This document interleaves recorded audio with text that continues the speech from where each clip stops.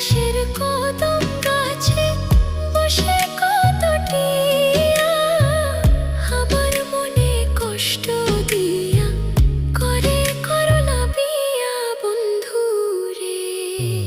কি অপরাধ পাইয়া